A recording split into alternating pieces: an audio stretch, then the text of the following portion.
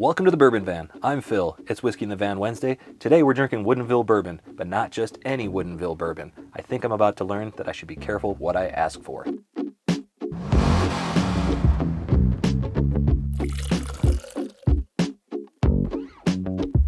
If you've been following the channel, you already know that we are fans of Woodinville, produced in Washington State, just outside of Seattle. It's one of those unique distilleries here in the Pacific Northwest that has their own way of doing things. Their flavor profile stands out. Their bourbon brings unique flavors to the table, and we tend to really like those flavors. My chief complaint with Woodinville bourbon is that at 90 proof, I felt like it was underpowered, and that there's more flavor that could be found if they brought that proof point up a little bit. Well, the other day I was wandering through a store and found this single barrel selection bottled at 120 proof. This was a totally unexpected find, and I guess I got my wish. I think I better open this bottle up and give it a shot. So in the past, I've talked about how much I enjoy single barrel store picks, and how when you find a liquor store who makes great picks, then you know you can trust their palate. In this instance, this was selected and bottled exclusively for the store that I picked it up at. It wasn't chosen by that store. So in this instance, this really wouldn't contribute to me seeing a pattern of them picking great bottles or poor bottles regardless. This was chosen by the distillery. It's not a huge deal to me either way. I just thought it was worth calling out.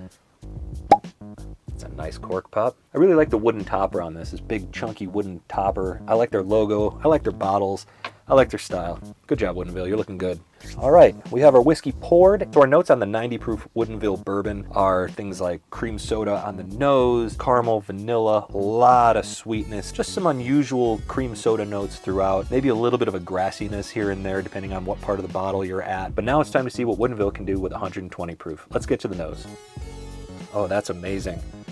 That's caramel, that's vanilla, it's oak. These are much more traditional notes on the nose than I'm used to with Woodinville product. Yeah, nice sweet oak, caramel, vanilla. Every time I go back to it, it's the same thing. I don't know if I'm gonna find anything else new here, so we may as well go in for a taste. Cheers.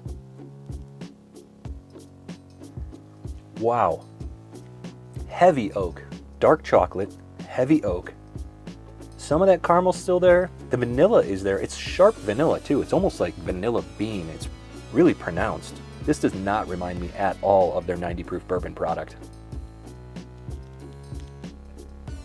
Okay, second sip, tons of caramel. Tons of caramel. But there's that oak. Boy, it comes through and just kind of smashes everything in its way. And the chocolate kind of follows behind. That's really interesting. This is a bottle where you kind of have to take very tiny sips, and then you have to let it work its way around your palate, because as soon as you swallow it, that oak chocolate express is coming through. It's tasty, but it shifts gears really quickly. There's a little bit of a tart fruit showing up now, almost like a raspberry on top of a caramel dessert of some type.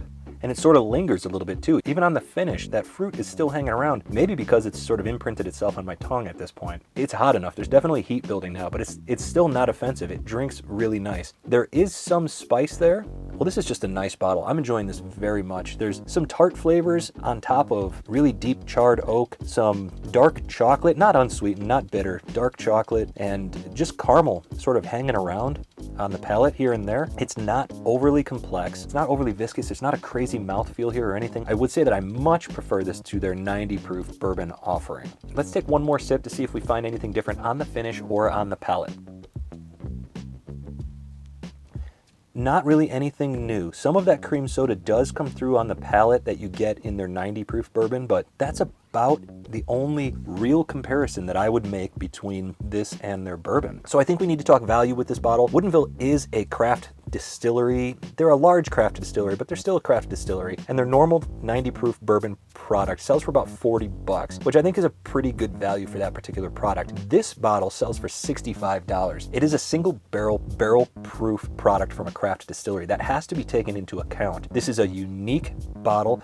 It is very tasty, and I think it's a solid value. There are definitely better things that you can buy on the market for less and more, but for this particular product, I really do like it. One of the cool things that Woodinville does is before they use their barrels, they leave them outside in the open air for 18 months here in the Cascade range to sort of pull out those harsh tannins. And that process alone is time consuming. I can't imagine that they're saving any money by doing that. So you have to respect the process, respect the fact that they're a unique distillery doing unique things. Again, I'm not going to compare this to any other bottles, but I will say that I'm enjoying it. I would spend $65 on this bottle again. and I'm really, really looking forward to it. Knowing Woodinville, I'm looking forward to drinking this bottle down a little bit and seeing how the flavors change, because I'm sure that they will. So let us know in the comments, have you had Woodinville, either their single barrel or barrel proof product? What do you think of that distillery? What do you think of any of their products? We're always interested in hearing more. We still haven't had their rye. It's high up on our list, so let us know if you recommend that. Like, comment, subscribe. Don't forget to hit that bell so that you never miss a notification from us. I'm going to get right back to this glass because it seems like a great way for me to continue to connect with my home here in the Pacific Northwest. So from wherever we are to wherever you are, cheers.